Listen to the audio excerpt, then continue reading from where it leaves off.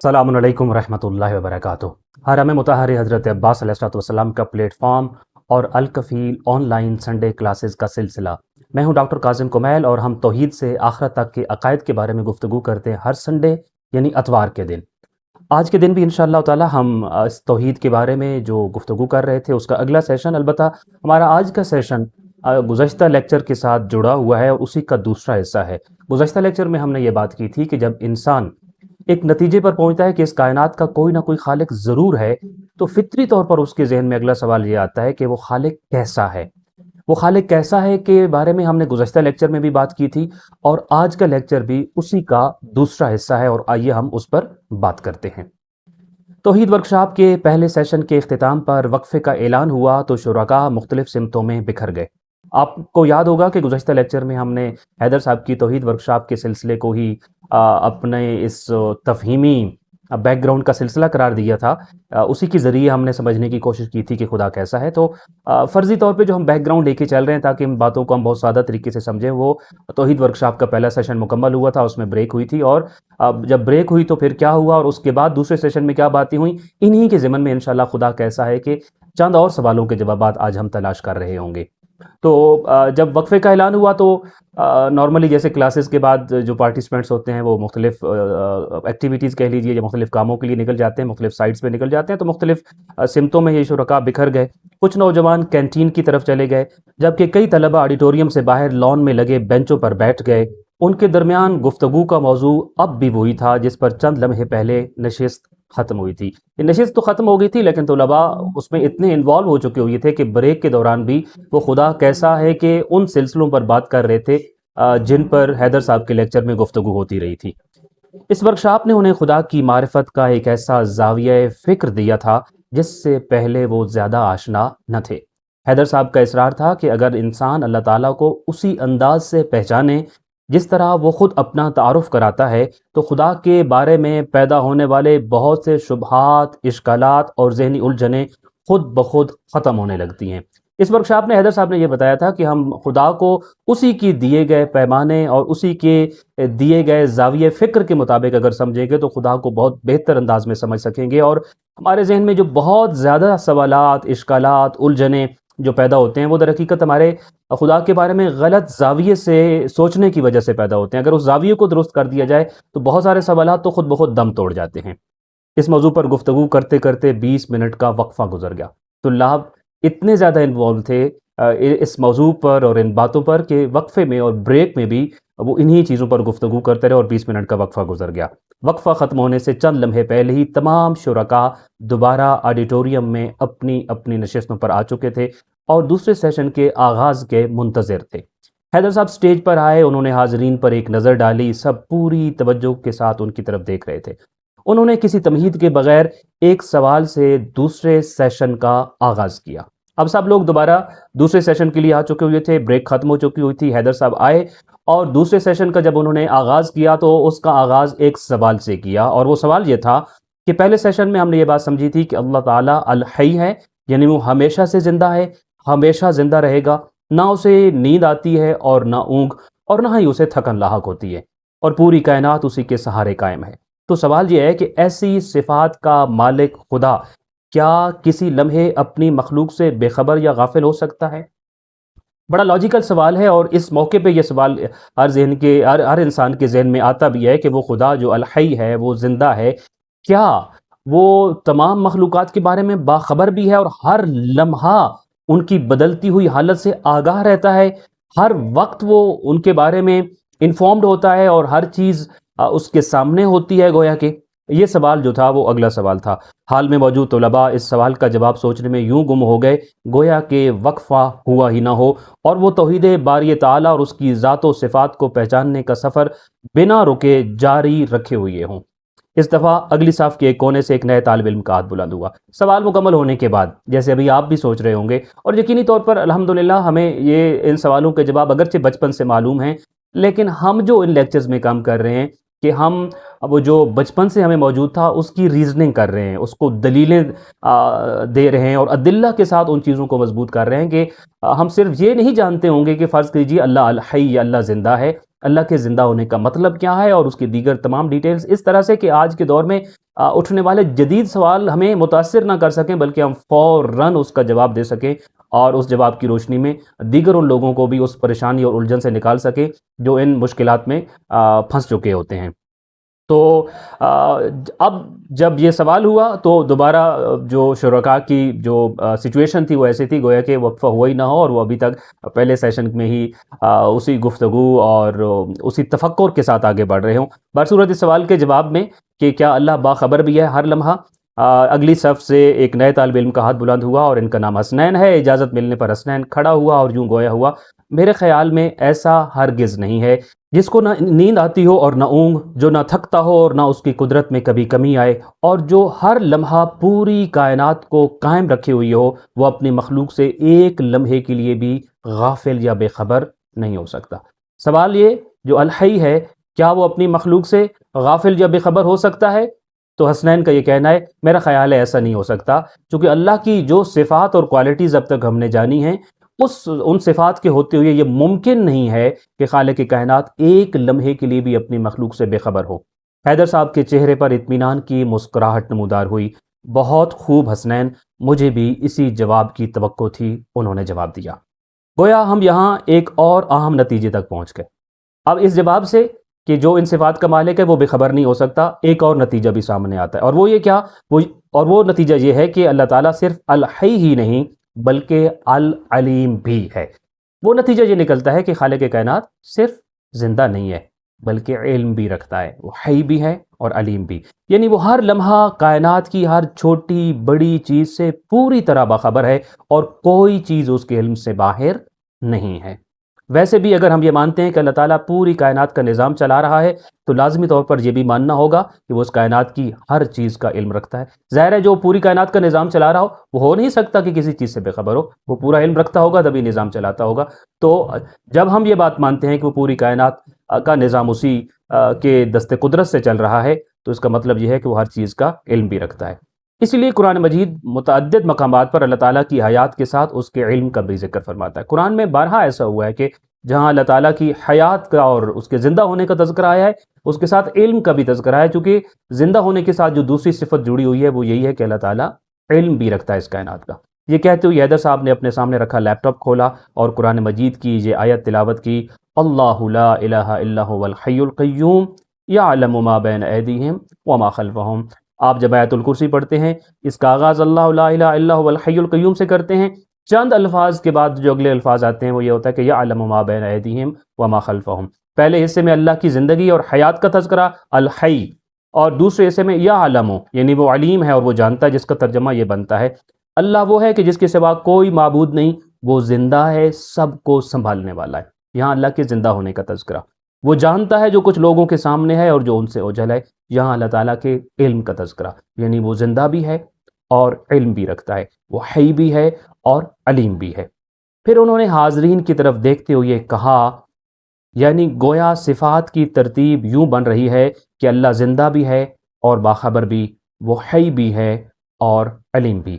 حیدر صاحب کی بات ابھی ختم ہی ہوئی تھی کہ ابراہیم بے اختیار بول اٹھا، سر میرے خیال میں یہاں بھی ہمیں وہی اصول یاد رکھنا چاہیے جو ہم نے پہلی نشست میں سیکھا تھا، اور وہ اصول یہ ہے کہ اللہ تعالیٰ کی کسی بھی صفت کو مخلوق کی صفات پر قیاس نہیں کیا جا سکتا۔ جس طرح اس کی حیات ہماری حیات جیسی نہیں ہے، اسی طرح اس کا علم بھی یقیناً ہمارے علم جیسا نہیں ہوگا۔ اب ابراہیم کو فوری طور پر وہ بات یاد آ گئی کہ ہم نے گزشتہ لیکچر میں یہ ڈسکس کیا تھا، خدا زندہ ہے مگر اس کی زندگی ہماری زندگی جیسی نہیں ہے، اس کے زندہ ہونے کو ہمارے زندہ ہونے پر قیاس نہیں کیا جا سکتا۔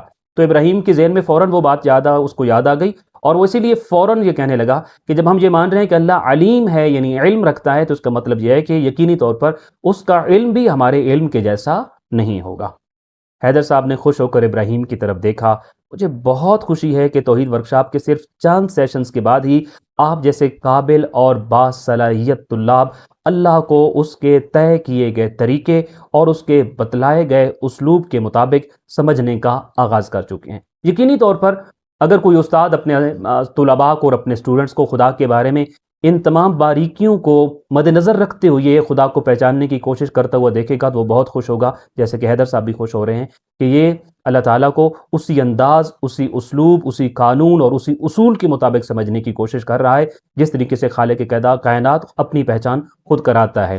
تو اس چیز کی تعریف کی حیدر صاحب نے کہ بالکل ایسے ہی ہے، آپ اس پیرامیٹر کو درست جگہ پہ استعمال کر رہے ہیں، یہی اصول یہاں پر بھی لاگو ہوگا کہ خدا کا علم بھی ہمارے علم جیسا نہیں ہے۔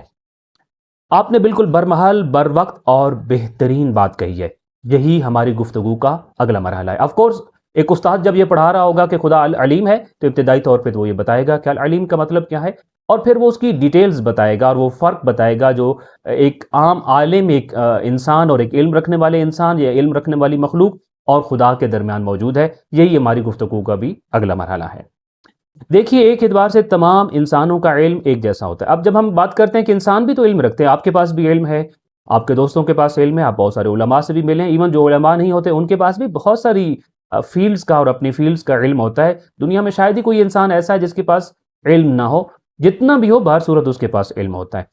تو البتہ یہ علم ایک اعتبار سے ایک جیسا ہے۔ وہ کس اعتبار سے کہ جب ہم دنیا میں آتے ہیں تو کچھ نہیں جانتے، پھر آہستہ آہستہ سیکھتے ہیں، کبھی بھول جاتے ہیں تو پھر دوبارہ یاد کرتے ہیں، اور یوں پوری زندگی ہمارا علم بڑھتا رہتا ہوتا ہے کہ انسان جب دنیا میں آتا ہے تو وہ کچھ نہیں جانتا ہوتا، اور پھر وہ جو علم ہے اس کو ایکوائر کرتا ہے، حاصل کرتا ہے، اور جو علم سیکھا جاتا ہے، اور پوری زندگی انسان کا علم بڑھتا رہتا ہوتا ہے۔ انسان کے علم کا معاملہ کچھ اس طرح سے ہے۔ قرآن مجید بھی اس حقیقت کو ان الفاظ میں بیان کرتا ہے کہ واللہ اخرجکم من بطون امہاتکم لا تعلمون شیئا، کہ اللہ نے تمہیں تمہاری ماؤں کے پیٹ سے اس حال میں نکالا کہ تم کچھ بھی نہیں جانتے تھے۔ خالق کائنات نے ہمیں ہماری اصلیت کے بارے میں بھی یوں ہی آگاہ فرمایا ہے کہ جب تم اس دنیا میں آئے تھے تو تم کچھ بھی نہیں جانتے تھے۔ یہاں آنے کے بعد پھر انسان اگلی زندگی کے اگلے لمحات میں چیزوں کو سیکھنے کا عمل شروع کرتا ہے۔ اسی دوران گفتگو کرتے ہوئے حیدر صاحب پہلی صف میں بیٹھے وقار کے پاس آ گئے۔ انہوں نے اس کے سامنے میز پر رکھی کتاب کی طرف اشارہ کیا اور حاضرین سے مخاطب ہو کر کہنے لگے کہ ذرا وقار ہی کی مثال کو لے لیتے ہیں۔ جب تک اس نے یہ کتاب خریدی نہیں تھی اور اسے پڑھا نہیں تھا، اس وقت تک اس کے اندر موجود معلومات سے یہ واقف نہیں تھا۔ پھر اس نے یہ کتاب پڑھی، اس سے سیکھا، اور اس میں موجود علم اس کے ذہن میں منتقل ہو گیا۔ تو ہال میں ایک کتاب وقار صاحب کے سامنے ٹیبل پہ پڑی تھی، تو انہوں نے وقار جو اسٹوڈنٹ ہے وہاں پہ بیٹھے ہیں، جو رکاع میں موجود ہیں، ان کی مثال دی۔ آپ کے سامنے میرے پاس بہت ساری اس طرح کی مثالیں ہیں کہ جب ہم کوئی کتاب خریدتے ہیں تو اسی لیے خریدتے ہیں کہ ہمیں اس کے بارے میں، اس میں جو کچھ معلومات ہیں، جو علم کا ذخیرہ ہے، ہم اس سے جانتے نہیں ہوتے۔ ہم کتاب لیتے ہوتے ہیں، کتاب کو پڑھتے ہیں، ہمارے علم میں اضافہ ہوتا ہے، اور وہ علم جو کتاب میں تھا وہ ہمارے ذہن میں منتقل ہو جاتا ہوتا ہے۔ یہ ایک انسان کے علم حاصل کرنے کی مثال ہے۔ اس سے کیا معلوم ہوتا ہے؟ اس سے یہی معلوم ہوتا ہے کہ وقار کا علم حاصل کیا ہوا علم ہے، ہم سب کا علم حاصل کیا ہوا علم ہوتا ہے۔ یعنی ایک وقت تھا جب یہ علم اس کے پاس نہیں تھا، پھر اس نے اسے حاصل کیا۔ یہ تمام انسان ہی تقریباً اسی طرح سے ہوتے ہیں۔ در حقیقت یہی انسان کے علم کی بنیادی حقیقت ہے۔ انسان سیکھتا ہے، پھر جانتا ہے، پھر تجربات سے اس کے علم میں اضافہ ہوتا ہے۔ اسی لیے انسان کو ایک سیکھنے والی مخلوق یا لرننگ بینگ کہا جاتا ہے۔ اللہ تعالیٰ کی مخلوقات میں کوئی اور مخلوق اس درجے کی علمی استعداد نہیں رکھتی جتنی انسان کو عطا کی گئی ہے۔ تو انسان ایک لرننگ بینگ ہے، ایک سیکھنے کی استعداد رکھنے والی مخلوق ہے، جس کے بارے میں ہم یہ کہہ سکتے ہیں کہ علم حاصل کرنے کی صلاحیت خالق کائنات نے اس کو دی ہے۔ یہی انسان کی حقیقت ہے کہ وہ آتا ہے، علم حاصل کرتا ہے، سیکھتا ہے، اور اپنی معلومات کو بڑھاتا رہتا ہے، اور اس کے علم میں اضافہ ہوتا رہتا ہے۔ اسی حقیقت کی طرف قرآن مجید میں اشارہ کرتے ہوئے خالق کائنات فرماتا ہے وَعَلَّمَ آدَمَ الْأَسْمَاءَ كُلَّهَا، اور اللہ تعالیٰ نے آدم علیہ السلام کو تمام اسماء سکھائے۔ اس آیت سے یہ بھی معلوم ہوتا ہے کہ اللہ تعالیٰ نے حضرت آدم علیہ السلام کو صرف کچھ معلومات نہیں دیں، بلکہ انہیں علم حاصل کرنے، سیکھنے اور آگے بڑھنے کی صلاحیت عطا فرمائی ہے۔ اچھا، اس آیت کے بارے میں مختلف تفاسیر ہیں۔ ان اسماء سے مراد کو کیا ہے؟ ایک تفسیر جو کہ بہت مشہور بھی ہے اور مکتب اہل بیت علیہ السلام کے پاس موجود ہے کہ اس سے مراد ائمہ اہل البیت علیہ السلام کے اسماء تھے، معصومین کے اسماء تھے اور نام تھے، اور مختلف قسم کی چیزیں۔ لیکن وہ علامہ، اللہ تعالیٰ نے آدم کو سکھایا، اس کی ایک تفسیر بہت خوبصورت جو بیان کی جاتی ہے کہ خالق کائنات نے گویا کہ جس چیز کو اس وقت تک موجود جو مخلوقات تھیں، جیسا کہ فرشتے موجود تھے، ان کو یہ بتایا کہ جس مخلوق کو میں نے خلق کیا ہے، جو حضرت آدم علیہ السلام کی صورت میں موجود ہے، یہ وہ مخلوق ہے کہ جس میں علم ٹرانسفر ہو جاتا ہے، جو علم حاصل کر لیتا ہے۔ وہ علامہ، اور خالق کائنات نے سکھایا، یعنی گویا اس کے اندر سیکھنے کی اور علم حاصل کرنے کی میں نے ایک اضافی صلاحیت رکھی ہے۔ سو اس آیت سے یہ بھی معلوم ہوتا ہے کہ اللہ تعالیٰ نے حضرت آدم کو صرف کچھ معلومات نہیں دیں بلکہ انہیں علم حاصل کرنے، سیکھنے اور آگے بڑھانے کی صلاحیت عطا فرمائی۔ تو اس سے ایک بات تو یہ بھی معلوم ہوتی ہے، گویا کہ اللہ تعالیٰ نے ملائکہ کے سامنے یہ اعلان کیا کہ یہ میری وہ مخلوق ہے جسے میں نے علم حاصل کرنے کی ایسی غیر معمولی صلاحیت عطا کی ہے کہ دوسری مخلوقات اس کا مقابلہ نہیں کر سکتی۔ یہ ایک اعلان تھا کہ اللہ تعالیٰ نے دوسری مخلوقات کے سامنے یہ اعلان کیا کہ علم حاصل کرنے کی جو صلاحیت میری اس مخلوق میں ہے اور جس کے بارے میں خدا کہہ رہا ہے وہ علمہ، اور جس کو میں تعلیم دے رہا ہوں، تعلیم حاصل کرنے کی جو صلاحیت اس کے پاس ہے، دوسری مخلوقات میں یہ صلاحیت موجود نہیں ہو سکتی اور کوئی مخلوق اس معاملے میں اس کا مقابلہ نہیں کر سکتی۔ لیکن اسی کے ساتھ قرآن مجید انسان کو اس کی حد بھی یاد دلاتا ہے۔ اچھا، یہ بات تو ہو گئی کہ انسان علم حاصل کر سکتا ہے اور حاصل کرتا ہے اور جانتا ہے۔ کتنا جانتا ہے، کتنا علم انسان کے پاس آتا ہے؟ چونکہ ہمارے پاس تھوڑا سا بھی علم آتا ہے تو ہم اترانے لگتے ہیں۔ تو خالق کائنات نے پھر انسان کو اس کی حد بتائی، اور کیا بتایا کہ لرننگ بینگ ضرور ہے تو، وما اوتیتم من العلم الا قلیلا، مگر تمہیں بہت تھوڑا سا علم دیا گیا ہے۔ یہ خالق کائنات نے پہلے ہی ہمیں بتا دیا ہے کہ انسان کو علم تو دیا گیا ہے اور وہ علم پروڈیوس بھی کرتا ہے اور ٹرانسفر بھی کرتا ہے، بٹ کتنا علم ایکوائر کرتا ہے، کتنا علم اس کے پاس موجود ہے، کتنا وہ نالجیبل ہے، کتنا تعلیم یافتہ ہو سکتا ہے۔ کہتے ہیں فلاں بہت تعلیم یافتہ ہے، خدا کہتا ہے تمہارے پاس تو بہت تھوڑا سا علم دیا گیا ہے، تمہیں علم دیا جائے گا تو تم جان سکو گے، وگرنہ نہیں جان سکتے ہو، اور جو علم تمہیں دیا گیا ہے وہ بہت تھوڑا سا ہے۔ یعنی حقیقت یہ ہے کہ انسان جو کچھ جانتا ہے وہ بہت کم ہے، جبکہ جو کچھ وہ نہیں جانتا وہ اس سے کہیں زیادہ ہے۔ یہ خالق کائنات کا اعلان ہے، جو ہم جانتے ہیں وہ بہت تھوڑا، جو نہیں جانتے بہت زیادہ ہے۔ یہ انسان کے علم کا معاملہ ہے۔ یہ ہم اس لیے ڈسکس کر رہے تھے تاکہ خدا کے علم کے معاملے کو بھی ہم سمجھ سکیں۔ میں اور آپ جب علم کے بارے میں گفتگو کرتے ہیں، اپنے علم کے بارے میں، تو یہ ہماری حدود ہیں، یہ ہماری قیود ہیں، یہ ہمارا معاملہ ہے جو ابھی تک ہم نے ڈسکس کیا۔ رہا اللہ کے علم کا معاملہ، تو اللہ کے علم کی کوئی حد نہیں۔ اس کا علم نہ تو کسی استاد کا محتاج ہے، نہ کسی تجربے کا، نہ کسی کتاب کا، اور نہ ہی کسی مشاہدے کا۔ میرا اور آپ کا علم ان ساری چیزوں کا محتاج، استاد کا بھی محتاج، تجربے کا بھی محتاج، کتاب کا بھی محتاج، مشاہدے کا۔ ہم ساری انہی جگہوں سے علم سیکھتے ہیں۔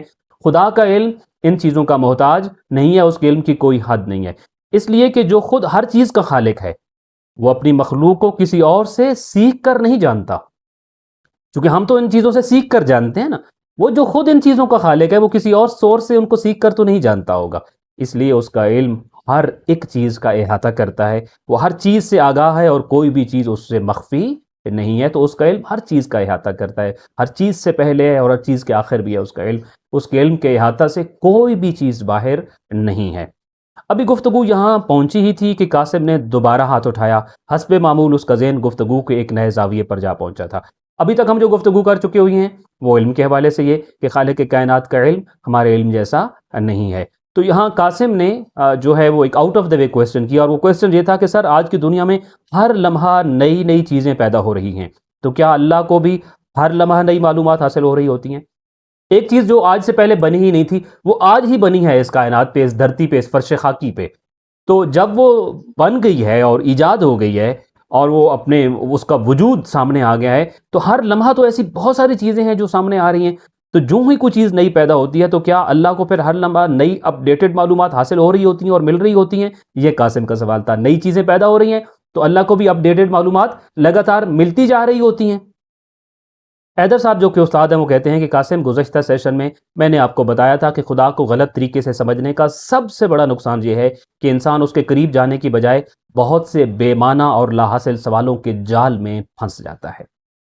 جب خدا کے دیے گئے اور اصول کے مطابق خدا کو نہ سمجھا جائے، پھر اسی طرح کے بہت سارے سوالوں کے جال میں انسان پھنس جاتا ہے اور اس کو لگتا ہے کہ وہ بڑا جینون سوال کر رہا ہے اور بڑا علمی قسم کا سوال کر رہا ہے۔ اس طرح کے بہت سارے مغالطے اور جہالتیں آپ کے ارد گرد روز آپ کو اپنے موبائل کی سکرینز پر نظر آتی ہوں گی۔ در حقیقت اس کی بیس وہی ہوتی ہے کہ خدا بند متعال کو ایک غلط طریقے سے سمجھنے کی کوشش کرتے ہوئے نہ صرف یہ کہ اس کی معرفت حاصل نہیں ہو رہی ہوتی، نہ صرف یہ کہ انسان اس کے قریب نہیں جا رہا ہوتا، بلکہ اسی طرح کے سوالوں کے جال میں پھنستا چلا جا رہا ہوتا ہے۔ تو حیدر صاحب نے مزید گفتگو جاری رکھتے ہوئے کہا کہ آپ کے سوال کی بنیاد بھی ایک غلط مفروضے پر کھڑی ہے۔ یہ سوال قاسم کے ذہن میں کیوں پیدا ہوا؟ کیونکہ اس کے پاس ابھی بیس ٹھیک نہیں ہوئی ہے، مفروضہ ہی غلط ہے۔ اور وہ کیا ہے کہ شاید اللہ کا علم بھی ہمارے علم کی طرح وقت کے ساتھ ساتھ بڑھتا ہے، حالانکہ ایسا ہرگز نہیں ہے۔ جب آپ یہ سمجھ بیٹھے ہوں گے کہ خدا کا علم کا کرائٹیریا بھی وہی ہے جو ہمارا ہوتا ہے، خدا کے علم کا معیار بھی وہی ہے جو ہمارا ہوتا ہے، تو پھر ہمیں تو جب دنیا میں کوئی نئی چیز، کوئی نئی ایجاد آتی ہے تو تب اس کے بارے میں معلوم ہوتا ہے، اور ہم بڑے حیرت زدہ ہو جاتے ہیں کہ اب فلاں چیز کی جو ہے وہ بھی ایجاد ہو گئی اور اب ایسے بھی دنیا میں کام ہوا کریں گے۔ یہ تو ہمارا معاملہ ہے۔ خدا کو اگر انسان کے اوپر قیاس کریں گے تو اسی طرح کے سوال پیدا ہوں گے، لیکن اس ایک ہی بات کو اگر ایک بار ہی ہم یاد کر لیں، خدا کی جتنی بھی صفات ہیں ان کا کمپیریزن انسان کے ساتھ نہیں کیا جا سکتا، اس کا قیاس انسان کے ساتھ نہیں کیا جا سکتا۔ ان کو اگر انسان کے پیمانے پر جا کر آپ سمجھنے کی کوشش کریں گے تو الجھنوں میں اور اس طرح کے جالوں میں پھنستے چلے جائیں گے۔ اچھا، یہ بات ہم نے تو دعویٰ کر دیا، کیا اس کی کوئی مثال بھی ہے؟ بڑی خوبصورت مثال ہے، اس پہ انشاءاللہ آپ خوب توجہ فرمائیں گے۔ اس بات کو ایک مثال سے کسی حد تک سمجھنے کی کوشش کرتے ہیں۔ فرض کریں ایک ماہر انجینئر نے ایک عمارت کا مکمل نقشہ تیار کیا، کیا اسے اس عمارت کی تعمیر مکمل ہونے کے بعد معلوم ہوگا کہ وہ کتنی منزلہ ہے، اس کے کتنے کمرے ہیں، یا اس میں کیا کیا سہولیات موجود ہیں؟ ایک نقشہ بنانے والا آرکیٹیکٹ جب وہ نقشہ بناتا ہے تو کیا وہ جو اس کا نقشہ بنایا ہوا تھا جس بلڈنگ کا، اس بلڈنگ کی کتنی منزلیں ہیں، کتنے سٹوری ہیں وہ، کیا اس کو بلڈنگ بننے کے بعد معلوم ہوگا؟ یقینی طور پر نہیں، وہ تو نقشہ بنانے والا ہے، وہ ہی تو بتائے گا یہ کتنی منزلہ ہے، اس کے کتنے کمرے ہوں گے، اس میں کون کون سی سہولیات کس کس طریقے سے ایڈجسٹ ہو سکیں گی، وہ تو یہ سارا بنانے والا ہے۔ تو ایسا نہیں ہے کہ یہ بلڈنگ سامنے آنے کے بعد اس جو نقشہ نگار ہے اس کو پتہ چلے کہ یہ بلڈنگ کتنی منزلہ ہے اور اس میں کتنے کمرے ہیں اور اس میں کیسی سہولیات ہے، ایسا ہرگز نہیں ہو سکتا۔ وہ تو تعمیر شروع ہونے سے پہلے ہی ان تمام تفصیلات سے واقف ہوتا ہے، کیونکہ یہ سب کچھ اسی کے منصوبے کا حصہ ہوتا ہے۔ یہی تو نقشہ بنانے والا تھا، وہی تو منصوبہ ساز تھا جس نے اس عمارت کا منصوبہ بنایا، وہ اس عمارت کے قائم ہونے سے پہلے ہی اس عمارت کے بارے میں آگاہ ہے، ان تمام چیزوں کے بارے میں جن کے بارے میں ابھی سوال اٹھایا۔ البتہ اس دوران یہ بات یاد رکھیں کہ یہ صرف سمجھانے کے لیے ایک مثال ہے، یہ بہت ضروری ہے۔ خدا کے بارے میں گفتگو کرتے ہوئے ہم اس طرح کی جتنی بھی مثالیں آپ کے سامنے پیش کریں گے، یہ جسٹ سمجھانے کے لیے ہیں، یہ ایکوریٹ ایگزامپل نہیں ہے، یہ تقریبی ذہن کے قریب ایک بات کو لے کر آئیں گے تاکہ ذہن بہتر انداز میں سمجھ سکے، وگرنہ اگر میں یہ کہوں کہ یہ مثالیں غلط ہیں تو اس میں کوئی بات ایسی نہیں ہے جو کہ غلط ہو، یہ مثالیں حقیقتاً غلط ہیں، یہ جس اس لیے کہ چونکہ ہمارا ذہن محدود ہے، یہ مثال کے ذریعے ایک بات کو بہتر انداز میں سمجھتا ہے، تو اس طرح کی مختلف مثالیں ہم کریٹ کرتے رہیں گے۔ جیسے کہ یہاں پہ ہم نے ایک نقشہ بنانے والے انجینئر کی مثال دی ہے کہ وہ جب کسی بلڈنگ کا نقشہ بناتا ہے تو وہ بلڈنگ تعمیر ہونے سے پہلے ہی اس کی کتنی منزلیں ہوں گی، اس کے کتنے کمرے ہوں گے، اس میں کون کون سی سہولیات رکھی جا سکیں گی، ان سب چیزوں کا منصوبہ تیار کر کے دیتا ہے، لہٰذا وہ پہلے سے آگاہ ہوتا ہے۔ تو یہ جو ہم نے مثال دی ہے یہ صرف سمجھانے کے لیے ہے، ورنہ اللہ تعالیٰ اور مخلوق کے درمیان کوئی قیاس درست نہیں۔ اس مثال سے صرف اتنی بات سمجھ آتی ہے کہ جس نے نظام بنایا ہو اس کا علم اس نظام کے وجود میں آنے کا محتاج نہیں ہوتا، جس نے نقشہ بنایا ہو اس کا علم اس بلڈنگ کے کھڑے ہونے کا محتاج نہیں ہے کہ اسے پتہ چلے کہ یہ کتنی منزلہ ہے اور اس میں کتنے کمرے ہیں، وہ چونکہ اس نے منصوبہ بنایا ہے وہ پہلے سے اس بارے میں جانتا ہے۔ اس مثال سے ہم نے یہ جانا کہ جو نظام بناتا ہے تو اس نظام کے بارے میں اس کا علم اس نظام کے وجود میں آنے کا محتاج نہیں ہوتا، وہ پہلے سے ہی جانتا ہوتا ہے۔ خالق کائنات اس پوری کائنات کا منصوبہ ساز ہے، وہی ہے جو اس کا خالق ہے، وہی ہے جس نے اپنی حکمت سے اس کو پیدا کیا، تو کیا اس کو تبھی علم ہوگا جب یہ سب کچھ بن کر سامنے آئے گا؟ ایسا ممکن نہیں ہے۔ اس طرح کے سوال بیسیکلی اس غلط کرائٹیریا کی وجہ سے پیدا ہوتے ہیں جو ہمارے ذہنوں میں کہیں بیٹھ جاتا ہے۔ بالکل اسی طرح اللہ تعالیٰ کا علم بھی زمانے کے گزرنے سے نہ بڑھتا ہے اور نہ اس میں کوئی اضافہ ہوتا ہے، کیونکہ اضافہ ہمیشہ وہاں ہوتا ہے جہاں پہلے کمی ہو، اور اللہ تعالیٰ کی ذات ہر نقص سے ہر کمی سے پاک ہے اور ہر کمال میں کامل ہے، لہٰذا اشیاء کے وجود میں آنے سے پہلے بھی وہ ان کے ہر پہلو، ہر حالت اور ہر امکان سے پوری طرح باخبر ہوتا ہے، جیسا کہ اس مثال کے ذریعے ہمیں کسی حد تک یہ بات بہتر انداز میں سمجھنے کو ملی ہوگی۔ اسی حقیقت کو امیر المومنین حضرت علی ابن ابی طالب علیہ السلام نے ذیلب نامی شخص کے سوال کے جواب میں نہایت بلیغ انداز میں بیان فرمایا ہے۔ ذیلب نامی ایک شخص امیر کائنات کے پاس آیا تھا، یہ وہی شخص ہے جس نے امیر کائنات علیہ السلام سے پوچھا تھا کہ کیا آپ نے اپنے اس خدا کو دیکھا ہے جس کی آپ عبادت کرتے ہیں؟ اس نے توحید کے بارے میں مختلف سوالات کیے تھے امیر کائنات سے، تو جب اسی شخص کو امیر کائنات جواب دے رہے تھے ذیلب کو، تو اس کے ایک سوال کے جواب میں فرمایا تھا کان ربن از لا مربوبہ، یاد رکھو خدا اس وقت بھی رب تھا جب کوئی پرورش پانے والا موجود نہ تھا۔ رب کس کو کہتے ہیں؟ جو پرورش کرتا ہے۔ تو کیا وہ تب رب بنا جب پرورش شروع کی اس نے اور کوئی ایسی چیز وجود میں آئی جس کی پرورش ہو رہی تھی؟ نہیں، وہ رب ہونے کے لیے کسی ایسی چیز کا محتاج نہیں تھا کہ وہ چیز وجود میں آئے گی، یہ اس کی پرورش کرے گا تب رب بنے گا، ایسا نہیں ہے۔ وہ تب بھی رب تھا جب پرورش پانے والی کوئی چیز موجود ہی نہ تھی۔ وَإِلَٰهًا إِذْ لَا مَعْلُوهَا، یہ اس وقت بھی خالق کائنات معبود تھا جب کوئی عبادت کرنے والا نہ تھا۔ معبود اس کو کہتے ہیں جس کی عبادت کی جائے، تو وہ معبود تب بنا جب اس کی کسی نے پہلی بار عبادت کی؟ نہیں، وہ اس سے پہلے بھی معبود تھا۔ وَعَالِمًا إِذْ لَا مَعْلُومًا، وہ اس وقت بھی عالم تھا جب کوئی معلوم یعنی جانی جانے والی چیز موجود نہ تھی۔ عالم اس کو کہتے ہیں نا جو کسی چیز کے بارے میں جانتا ہو۔ اب جب چیز وجود میں آئی اور اس کو جان لیا تو آپ عالم بنے، یہ انسان ایسے ہوتا ہے۔ خدا تب بھی عالم تھا جب کوئی معلوم ہونے والی چیز بھی موجود نہ تھی۔ وَسَمِيعًا إِذْ لَا مَسْمُوعًا، وہ اس وقت بھی سمیع تھا جب کوئی سنائی دینے والی آواز موجود۔ سمیع کہتے ہیں سننے والے کو، تو سننے والا وہی ہوتا ہے جو آواز کو سنتا ہے۔ تو خدا تب سمیع بنا جب پہلی آواز پیدا ہوئی اور اس کو اس نے سنا؟ نہیں، وہ آوازوں کے پیدا ہونے سے پہلے بھی سمیع تھا۔ کیسے تھا؟ تھوڑی سی اس کی ڈیٹیل ہم البتہ اس کو ڈسکس کریں گے ابھی۔ یعنی اللہ اس لیے رب نہیں کہ اس نے مخلوق کو پیدا کیا اور اس کی پرورش کی، نہ اس لیے معبود ہے کہ کوئی اس کی عبادت کرتا ہے، نہ اس کا علم اشیاء کے پیدا ہونے سے حاصل ہوا، نہ اس کی سماعت آوازوں کے وجود کی محتاج ہے۔ ایسے نہیں ہے کہ اللہ ایک الگ ہے اور اس کی صفت جو سمیع ہے یہ دو الگ۔ اللہ اور سمیع ایک ہیں، اسی لیے ایک ڈسکشن کی جاتی ہے کہ اللہ کی صفات اور ذات ایک ہیں۔ میں اور آپ، ہمارے ہاں یہ موجود ہوتا ہے کہ ہماری ذات الگ ہے، ہماری صفات الگ ہیں۔ خدا کے ہاں یہ چیز نہیں ہے، خدا کی ذات اور صفات ایک ہیں، اس لیے وہ محتاج نہیں ہے کہ کوئی چیز ایسی آئے گی جس کو وہ سنے اور سننے کے بعد پھر ہم اس کو کہیں کہ اب وہ سمیع ہے۔ کوئی چیز ایسی آئے گی جو اس کی عبادت کرے اور عبادت ہونے کے بعد ہم کہیں کہ اب وہ معبود ہے۔ کوئی چیز ایسی آئے گی کہ جس کی وہ پرورش کرے اور جب وہ پرورش کرے تو اب ہم کہیں کہ اب وہ رب ہے۔ ایسا نہیں ہے، اس کی ذات اور صفات ہمیشہ جیسے اس کی ذات ہمیشہ سے ہے، ایسے ہی اس کی ہر صفت ہمیشہ سے ہے۔ اس کی صفت کسی وجود کی محتاج نہیں ہے۔ مخلوقات کا وجود اس کی صفات کا سبب نہیں بنتا۔ وہ یہ محتاج نہیں ہے کہ وہ کسی صفت سے تب متصف ہوگا کہ جب کوئی مخلوق آئے گی اور اس کے پرورش پائے گی اور اس کی وجہ سے پرورش پائے گی تو وہ رب کہلائے گا۔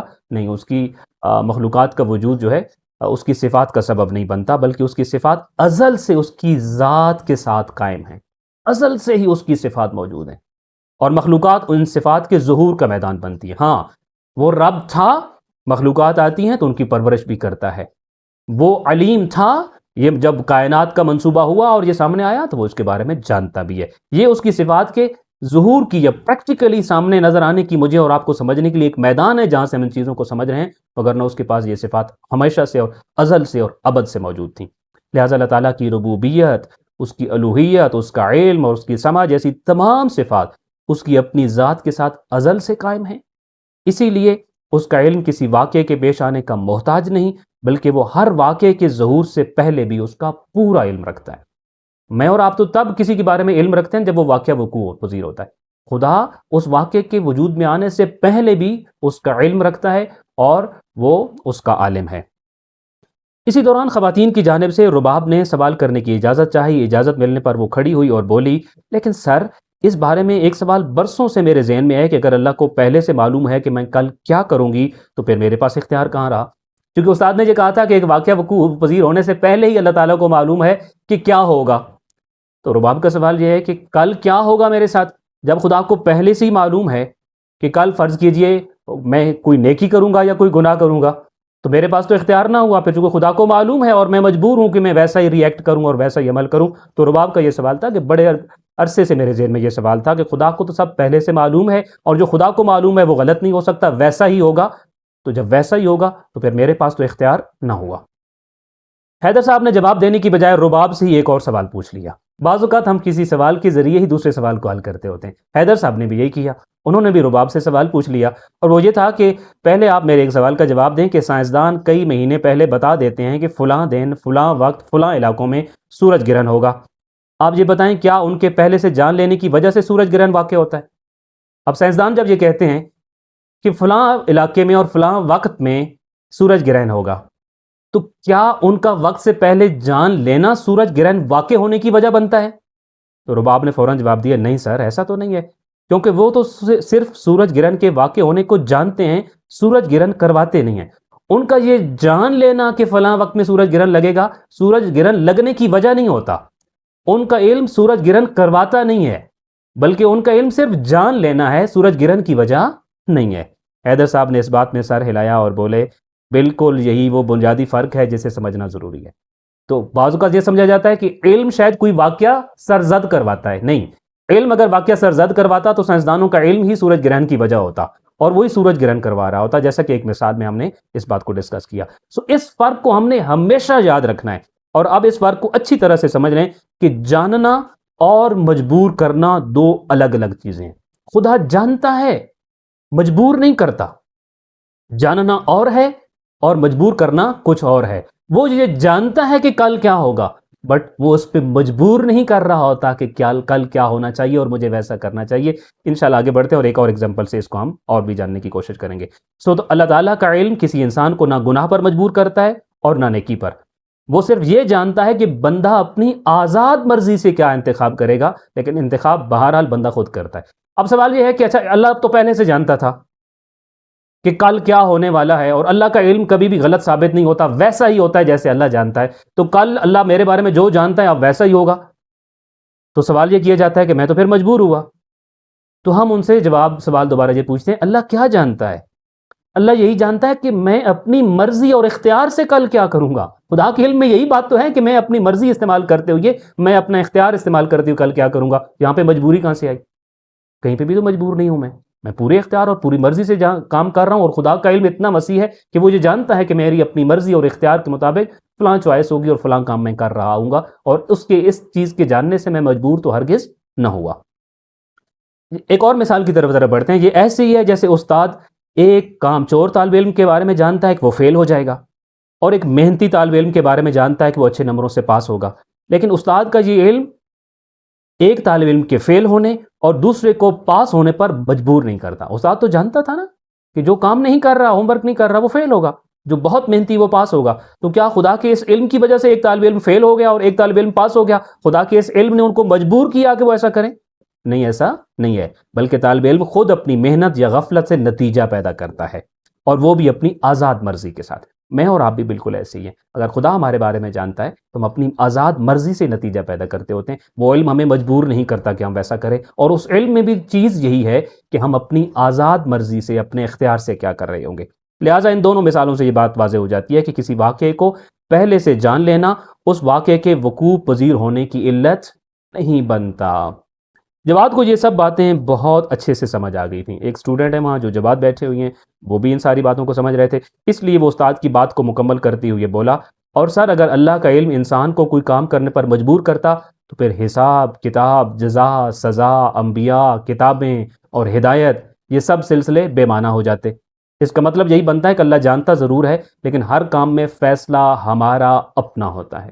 تو اللہ نے تبھی تو سزا اور جزا رکھی ہے کہ جب ہم اپنی مرضی سے کر رہے ہوتے ہیں۔ یہ سارے سلسلے یہی بتاتے ہیں کہ ہم جو کچھ ہوتا ہے اس کو ہم اپنی مرضی اور اختیار سے انجام دے رہے ہوتے ہیں۔ جواد نے استاد کی بات کو گویا کہ کمپلیٹ کیا اور تائید کی کہ اللہ جانتا ضرور ہے، لیکن ہر کام میں فیصلہ ہمارا اپنا ہوتا ہے، مرضی ہماری اپنی ہوتی ہے۔ اس بات پہ انشاءاللہ فوکس کر رہے ہوں گے، اور آپ کے ذہن میں بھی کچھ سوال شاید پیدا ہو رہے ہوں گے جس کو استاد ایڈریس کرنے جا رہے ہیں۔ تو حیدر صاحب کہتے ہیں جی آپ کی یہ بات درست ہے، البتہ یہ ایک ایسا موضوع ہے جس پر بہت زیادہ گفتگو کی جاتی ہے اور ہونی چاہیے، کہ ہر فیصلہ مکمل ہماری مرضی سے اور ہم کتنے آزاد ہیں، یہ اس پہ بہت زیادہ بات ہوتی ہے اور بات ہونی بھی چاہیے۔ البتہ ائمہ اہل بیت علیہ السلام نے اس بارے میں ایک مختصر مگر جامع جملے میں پوری حقیقت کو واضح کر دیا ہے۔ آپ 10 گھنٹے اس موضوع پہ گفتگو کریں، اس کا نتیجہ کیا نکلے گا؟ اس نتیجے کو ائمہ اہل بیت علیہ السلام نے صرف ایک جملے میں بند کر دیا، اور وہ یہ کہ لا جبرا ولا تفویض ولکن امر بین امرین، یعنی نہ انسان مکمل مجبور ہے کہ اس کی کوئی اپنی مرضی نہیں، اور نہ مکمل بے لگام اور ایسے آزاد ہے کہ گویا خدا کے پاس کوئی اختیار ہی نہ ہو، بلکہ حقیقت ان دونوں کے درمیان ہے۔ انشاءاللہ آئندہ کسی نشست میں تقدیر، قضا اور اختیار کے موضوع پر تفصیل سے گفتگو کریں گے۔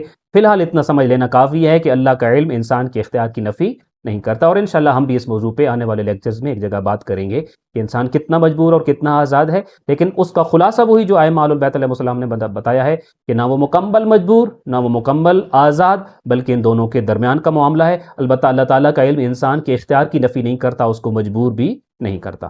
سبھی شرکاء خالق کائنات کے بارے میں ہونے والی اس گفتگو میں پوری طرح شامل تھے، اور ہر لمحہ وہ اپنے خالق کو پہلے سے بہتر انداز میں جانتے اور سمجھتے جا رہے تھے۔ ان کے چہروں سے محسوس ہوتا تھا کہ خدا کی معرفت کا ایک اور اہم دروازہ ان پر کھل گیا ہے۔ ہم امید یہی کرتے ہیں انشاءاللہ ان ڈسکشن سے خدا کی معرفت کے کچھ اور دروازے ہمارے اوپر کھلتے چلے جا رہے ہوں گے، اور خدا کو ہم زیادہ بہتر انداز میں اور لاجیکلی سمجھنے کی پوزیشن میں آ رہے ہوں گے۔ اسی دوران علی نے اپنا ہاتھ بلند کیا اور سوال کرنے لگا کہ اگر اللہ تعالیٰ ہر چیز کا علم رکھتا ہے تو کیا وہ ہر چیز پر قدرت بھی رکھتا ہے؟ یعنی کیا وہ ہر کام کر سکتا ہے؟ اب یہ تو معلوم ہو گیا کہ اللہ زندہ ہے، پھر ہر چیز کا علم بھی رکھتا ہے۔ سوال یہ ہے کیا ہر چیز کا علم رکھنے والا ہر چیز پر قادر بھی ہے، قدرت بھی رکھتا ہے، ہر کام کر بھی سکتا ہے؟ حیدر صاحب علی کے سوال کا جواب دینے ہی والے تھے کہ ان کی نظر سامنے لگی گھڑی پر پڑی۔ دوسرے سیشن کا وقت بھی اپنے اختتام کو پہنچ چکا تھا۔ انہوں نے معذرت خانہ لہجے میں علی کی طرف دیکھا اور کہنے لگے، آپ نے آج کی نشست کا نہیں بلکہ اگلی نشست کا دروازہ کھول دیا ہے۔ آپ کا سوال بظاہر مختصر ہے، لیکن اس کے پیچھے بہت گہری بحث موجود ہے۔ بعض لوگ اسی موضوع کو چیلنج کرنے کے انداز میں یوں سوال کیا کرتے ہیں کہ کیا خدا ایسا پتھر بنا سکتا ہے جسے وہ خود نہ اٹھا سکے؟ یعنی خدا ہر چیز پر قادر ہے اگر، تو کیا ایسا پتھر بنا سکتا ہے جس کو وہ خود نہ اٹھا سکے؟ تو علی کا سوال یہ تھا، کیا وہ ہر چیز پر قادر ہے؟ اور یہ آپ کا بھی یقینی طور پہ سوال ہوگا، لیکن جیسے حیدر صاحب کے پاس سیشن کا وقت اختتام پذیر ہو رہا تھا، ہمارے اس لیکچر کا وقت بھی اختتام پذیر ہونے والا ہے، اسی لیے لیکن چونکہ ابھی آج کے سیشن کا وقت ختم ہونے کو آ گیا ہے، اس لیے ہم اگلے سیشن میں اس سوال پر بات کریں گے۔ آپ سب اس بارے میں خوب اچھے سوالات سوچ کر آئیں تاکہ یہ موضوع اور بھی دلکش اور دلچسپ ہو جائے۔ اسی کے ساتھ انہوں نے سیشن کے اختتام کا اعلان کیا تو سب ہال سے باہر نکلنے لگے۔ یہ حیدر صاحب اور ان کے جو توحید ورکشاپ کے شرکاء تھے ان میں گفتگو ہو رہی تھی، اور یہی ہماری گفتگو بھی، اور اسی کے ذریعے ہم بھی توحید کے بارے میں، خالق کائنات کے بارے میں، اس کی ذات اور صفات کے بارے میں بہت کچھ سیکھ رہے ہیں۔ اور انشاءاللہ تعالیٰ اس دوران جو ابھی آپ کے پاس ایک ہفتے کا وقت ہوگا، آپ بھی اس موضوع پہ سوچ کے آئیں گے کہ اللہ کس چیز پر قادر ہے۔ اگر ہر چیز پر قادر ہے تو کیا وہ ایک ایسی چیز پیدا کر سکتا ہے جس کو وہ خود بھی نہ سمجھ سکتا ہو؟ کیا وہ کوئی ایسا پتھر پیدا کر سکتا ہے جس کو وہ خود بھی نہ اٹھا سکتا ہو؟ کیا اس کی قدرت کی کوئی حد ہے یا لا محدود قدرت ہے؟ علی کل شیء قدیر ہے۔ انشاءاللہ اس پہ آپ بہت سارے سوالات سوچ کے آئیں گے۔ کوشش کریں گے کہ دا ویری نیکسٹ سیشن ہی ہمارا اس موضوع پہ ہو، وگرنہ انشاءاللہ آنے والے سیشن میں سے کوئی ایک سیشن ضرور اس موضوع پر کریں گے۔ اپنا خیال رکھیے گا، بہت شکریہ۔